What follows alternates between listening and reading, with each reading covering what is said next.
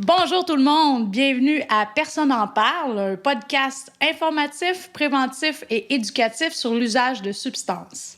Alors, d'abord, j'aimerais savoir qui se cache derrière le caméléon dansant. Je vais vous le présenter.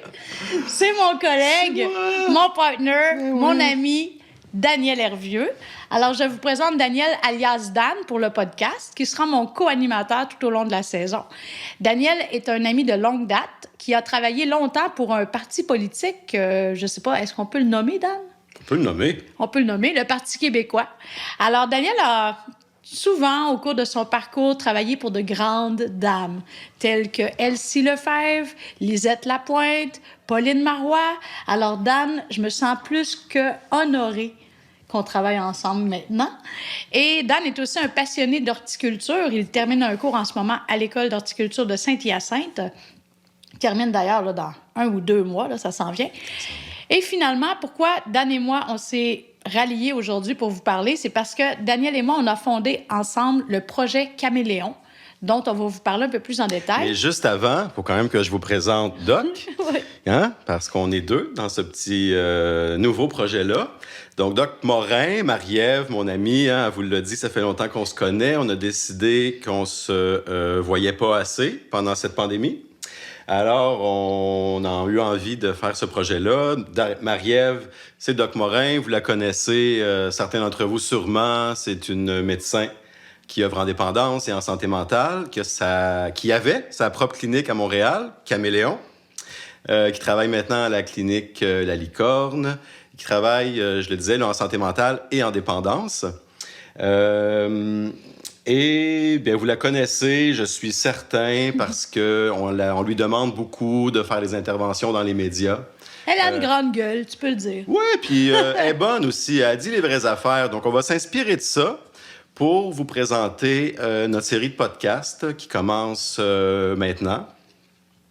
Exactement. Et pourquoi on a appelé ça « Personne n'en parle » ? En fait, c'est que on espère aborder des sujets dont on ne parle pas assez souvent en détail, et les aborder d'une nouvelle façon.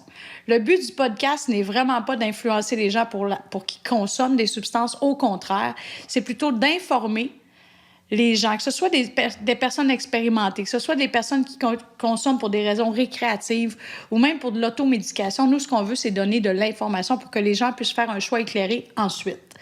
Donc, qu'est-ce que c'est ça, Projet Caméléon, Dan? Oui, Projet Caméléon, c'est pas juste un costume de danseur. C'est un organisme qu'on a créé en 2017.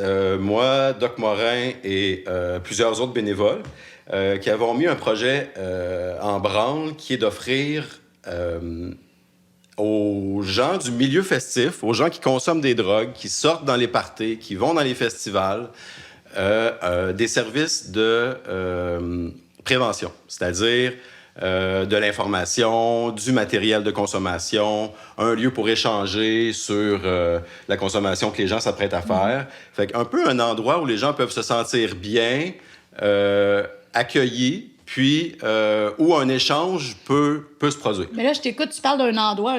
On a-tu un bureau que je suis pas au courant? Ou c'est quoi? Les kiosques qu'on met en branle. Les kiosques, oui. C'est ça. Fait que soit dans les événements privés, comme des soirées à Montréal, ou dans les festivals qui peuvent se passer beaucoup plus loin en nature, c'est souvent en région. Dans le fond du bois. C'est ça. Fait qu'on arrive avec 10, 12, 15 bénévoles qui sont, beaucoup parmi eux ont une expérience en intervention. D'autres sont des pairs qui ont une expérience en consommation. Ils ont arrêté de consommer. D'autres non. Puis, ils offrent leur expérience à des gens qui s'apprêtent à consommer. Donc, l'idée, c'est ça, c'est d'offrir de l'information à ceux qui pourraient consommer pendant une soirée. Donc, nous, on est là pour ça.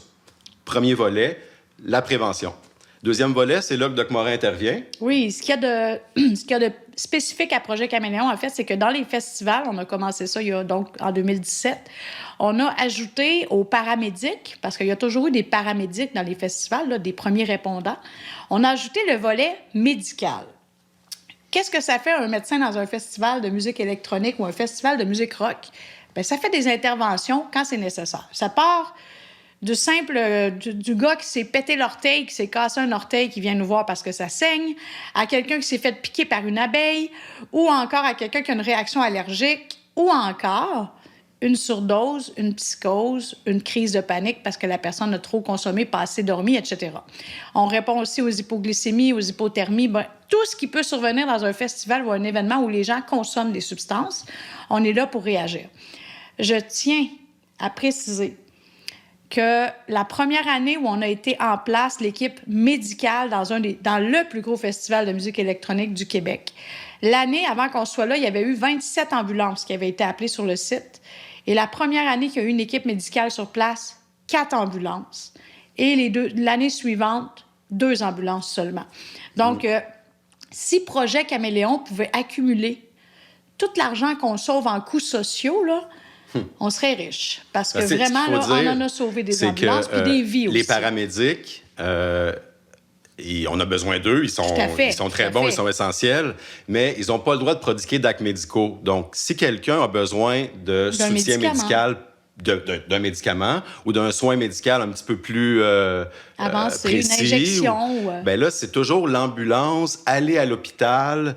Donc, ça fait pas une expérience très, très intéressante pour la personne qui en a besoin quand c'est possible de le faire localement. Exactement. Fait que l'idée d'avoir des médecins sur place, ben ça change tout, en fait, dans l'expérience de traitement de la personne qui en a besoin. Exactement. Donc, ce n'est pas de rendre la consommation de drogue plus drôle ou plus agréable, mais moins désagréable, tout simplement. Donc, c'est sûr que quand les gens consomment, on espère qu'ils ont du plaisir. 80% des gens qui consomment vont avoir du plaisir, ne seront pas nécessairement dépendants, n'auront pas nécessairement de problème de consommation. C'est à ceux-là qu'on s'adresse aussi, même si on s'adresse aussi aux personnes toxicomanes qui sont donc dépendantes. Oui, puis on ne sait pas d'avance, là, c'est qui va faire une psychose ou qui va mal filer après avoir consommé. Ça, personne ne peut le savoir. Puis c'est pour ça qu'on fait ces podcasts-là, c'est pour parler un peu des substances. Exact. Mais on revient à Projet Caméléon, parce qu'on a un troisième volet. Troisième volet qui était aussi très unique au départ avec Projet Caméléon, c'est l'analyse de substances, le drug testing. C'est-tu toi qui attestes la drogue, Dan? Non. Non, c'est pas toi, hein, je pense pas. Je pense que c'est pas personne qui teste la drogue. Qu'est-ce qu'on fait? Comment qu'on fait un kiosque de drug testing? Oui, bien rapidement, ça, l'analyse de substances, on n'a pas inventé ça. C'est quelque chose qui existe depuis longtemps, mais qui, il nous semblait, avait été délaissé dans la scène musicale. On n'a pas rencontré beaucoup de gens dans les 10-15 dernières années qui prodiguaient ce genre de service dans les événements, alors que ça existait déjà. Fait on s'est demandé un peu pourquoi. Puis bon, là, on a compris qu'au niveau de la loi... Beaucoup de politique derrière ça. Là. C'est pas recommandé. On nous recommandait pas de le faire parce que l'analyse de substances dit être en contact avec une substance illégale. Alors, on a quand même décidé d'aller de l'avant avec... on s'est donné un règlement, on a essayé de faire bien les choses, mais rapidement, ce que c'est l'analyse de substances, dans le fond, c'est que c'est la colorimétrie. Fait que c'est un petit réactif. On achète des réactifs qui doivent réagir à une substance. Fait que si, par exemple, quelqu'un arrive avec un comprimé, il pense qu'il a acheté de la MDMA, bien, on va prendre le réactif qui est censé réagir à la MDMA. Exact. Puis, c'est comme un compte-gouttes, comme une petite bouteille pour les yeux. Puis, on va déposer une goutte sur un micro-échantillon de la substance que la personne va avoir déposé sur une petite assiette de porcelaine blanche, tout simplement. Puis, en déposant la goutte, bien, on voit avec la couleur si...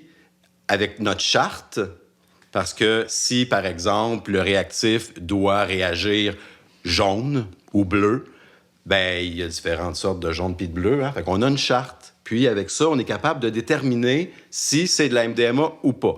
C'est clair que c'est pas parfait. C'est clair qu'il y a des risques d'erreur. Mais c'est un début de quelque chose. Et au moins, on a un peu plus d'informations sur la substance. Puis ça permet d'échanger avec la personne sur comment il va le faire, avec qui il va le faire, est-ce qu'il est bien préparé, est-ce qu'il a dormi, est-ce qu'il a mangé, est-ce que... Bon. Donc, l'analyse de substance est un prétexte à l'échange, ben oui, c'est ça, exactement. Mais je t'écoute, là, il faut vraiment pas être daltonien pour faire de la colorimétrie? Ben c'est une des limites de cette technique-là. Et c'est pour ça qu'on avait désigné des personnes expressément pour faire le drug testing, hein? C'était Oui, pas oui. tout le monde, tous les bénévoles qui s'apprêtaient à faire du drug testing. On avait 2 personnes principales. Donc, Raphaël, qui faisait beaucoup le drug testing avec nous, qui est retourné en Belgique. Et il y avait une autre personne là, qui était formée pour faire l'analyse de substances. Cependant, je tiens à préciser que la colorimétrie, c'est une technique d'analyse de substances très basique, très accessible. N'importe qui peut se commander des kits là, d'analyse de colorimétrie par densesafe.com, je crois, .org. Mais il existe des dizaines de techniques d'analyse de substances. Il y en a qui se font en laboratoire très poussé. La chromatographie en phase gazeuse en est un exemple. Mais il y a toutes sortes d'autres technologies entre ça, entre la colorimétrie et la GCMS, qui impliquent entre autres le laser. Et donc, quand Projet Caméléon aura plus de sous, on va certainement s'acheter une machine à faire de l'analyse de substances plus poussée, qui fera aussi en sorte qu'on n'aura même pas besoin de sortir la substance du sac. Donc, on va juste mettre la substance devant le laser dans le sac et on va pouvoir dire de quoi il s'agit. Donc, c'est notre objectif. Notre autre objectif, Dan, que tu n'as pas précisé, mais c'est d'avoir notre exemption de Santé Canada qu'on a demandé il y a bientôt 2 ans pour pouvoir faire l'analyse de substances et recueillir des échantillons non analysés pour les envoyer au laboratoire à Montréal pour les faire analyser de façon plus poussée. C'est notre objectif, c'est notre but. C'est pour ça qu'on milite, mais on ne s'empêche pas de faire de l'analyse de substances malgré qu'on n'ait pas notre exemption.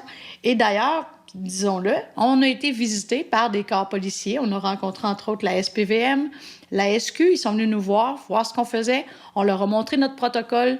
Tout était beau. Il n'y a personne qui a été arrêté. Donc, c'est vraiment basé sur de bonnes intentions, l'analyse de substances. L'idée, c'est qu'on rend un service. On rend un service. Et te rappelles-tu, Dan, il y a beaucoup de gens qui pensent que l'analyse de substances, ça incite à la consommation ou ça augmente la consommation, alors que non. Hein? Est-ce que tu te rappelles le nombre de participants en pourcentage qui nous ont confirmé qu'après analyse de substances à notre kiosque, ils allaient modifier leur consommation ou leur façon de consommer ou allaient se débarrasser de la substance? T'en rappelles-tu?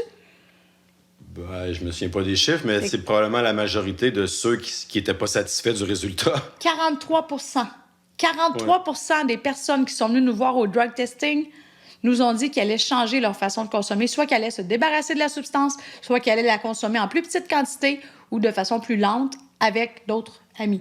Parce que là, on parle de Projet Caméléon, c'est un peu ça, Projet Caméléon. On a fait le tour, je pense. Mais c'est pas juste Projet Caméléon qui nous a incité à faire ce podcast-là. Tu l'as dit tantôt, c'est la pandémie. Ben oui, c'est vrai. Qui dit pandémie dit confinement. Qui dit confinement dit isolement. Et qui dit isolement dit anxiété, réaction dépressive, des fois même des symptômes de choc post-traumatique. Oui. Alors, qu'est-ce que les gens font quand ils se sentent pas bien? Souvent, l'automédication, c'est une solution facile. Ouais. La consommation, que ce soit l'alcool, le cannabis, les médicaments, les drogues, le jeu, le sexe, la bouffe, ça fait du bien à l'âme. Sur le coup, ça rassasie. Donc, c'est un peu dans le contexte de la pandémie où on pense qu'on observe une augmentation de la consommation globale. Moi, ce que je vois dans mon bureau, là, les éléments qui sont de sécurité, de consommation, sont plus là. Ben, en fait, non, parce qu'une des premières recommandations qu'on fait aux gens qui consomment des drogues, c'est quoi? C'est de ne pas consommer seul. Ouais. Alors là, avec le confinement, les gens n'ont pas le droit de se visiter, tout ça. Bien, il y a beaucoup, beaucoup de gens qui se retrouvent à consommer tout seuls. Puis Dieu sait qu'en ce moment, avec la fermeture des frontières, la qualité des substances qui circulent en ce moment, notamment au niveau des opioïdes et de la cocaïne, c'est désastreux. Et je comprends là, pourquoi tu as mis ton chapeau de cow-boy. Je comprends pourquoi j'ai mon chapeau de cow-boy, c'était le temps. Oui, je comprends, là. C'est parce que c'est pour illustrer, en fait, que consommer des substances en 2021, c'est cow-boy. Puis il faut vraiment être cow-boy pour consommer de façon sécuritaire. Donc, il faut vraiment être informé. Puis évidemment, l'idéal, c'est l'abstinence. L'idéal, c'est de ne pas consommer, de réussir à avoir d'autres mécanismes pour s'adapter au stress qui a été impliqué par la pandémie. Mais c'est pas tout le monde qui fait du yoga puis de la méditation pour se détendre. Là. Je suis désolée, là, c'est pas accessible à tout le monde. C'est sûr, il y a la zoothérapie, la musicothérapie, l'art-thérapie, mais ça non plus, ça peut pas soulager nécessairement des crises de panique. Donc, ce qu'on veut illustrer, en fait, par nos capsules, c'est le fait que les gens augmenter leur consommation ou ont peut-être diminué leur barrière face à la consommation parce que c'est une voie facile pour se soulager. Je sais pas qu'est-ce que tu en penses? Ben oui, je pense qu'il y a deux choses, là. C'est l'isolement, le fait qu'on est souvent en ennui. Hein, L'ennui. quand les activités tombent, les activités parascolaires pour les plus jeunes. Les repères. C'est ça, les repères, les habitudes, la routine Loisirs, change. travail, routine, Ben oui. tout ça a été perturbé. Donc, c'est Puis, un peu tu normal l'as qu'on dit. soit un peu perturbé Ben oui, aussi. c'est ça. tu Puis sais. tu l'as dit, tu sais, en plus, la qualité était déjà pas là avant la pandémie. Là, bon, avec la fermeture des frontières, c'est sûr que ça met de la pression sur la qualité des substances que les gens consomment. Fait que le podcast, ben, ça vient un peu rentrer dans les maisons. On peut plus voir vraiment les gens maintenant dans les festivals.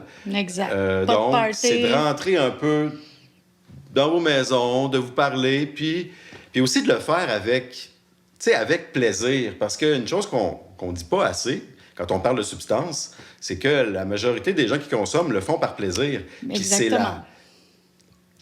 c'est la carotte au bout. C'est pour ça que les gens consomment. C'est Exact. la recherche du plaisir. Tout à fait. Fait que c'est pour ça qu'on se déguise en caméléon puis qu'on met des chapeaux de cow-boy parce que il faut aussi montrer que il faut avoir du plaisir. Tu sais. Il faut avoir Il faut avoir du plaisir, il faut le faire de la bonne façon. Et je tiens à préciser, en tant que médecin qui travaille en dépendance, que les gens qui ont des problèmes de dépendance, d'addiction, d'alcoolisme, pour ceux-là, la voie ultime serait l'abstinence totale et absolue pour le reste de leur existence. Oui, mais c'est utopique. On sait que dans la vraie vie, ça ne se passe pas toujours comme ça. La rechute fait partie du processus de rémission. Donc, on s'adresse à tout le monde, les ados, les parents, les usagers récréatifs, les usagers habitués, les toxicomanes, les pharmacodépendants, les alcooliques. On s'adresse à vous tous. Et je ne sais pas si on sera informatif, préventif, interventionniste, mais on espère qu'on sera une bonne diversion. Puis on va essayer de pas être moralisateur, puis d'avoir l'esprit un peu léger. Tu sais, on est en pandémie, on vient de passer 1 an hein, où on n'en peut plus. Là, c'est le printemps, on est content. Oui. Mais on va essayer de garder ça simple, puis de vous faire rire aussi. Et d'être aussi coloré que le printemps.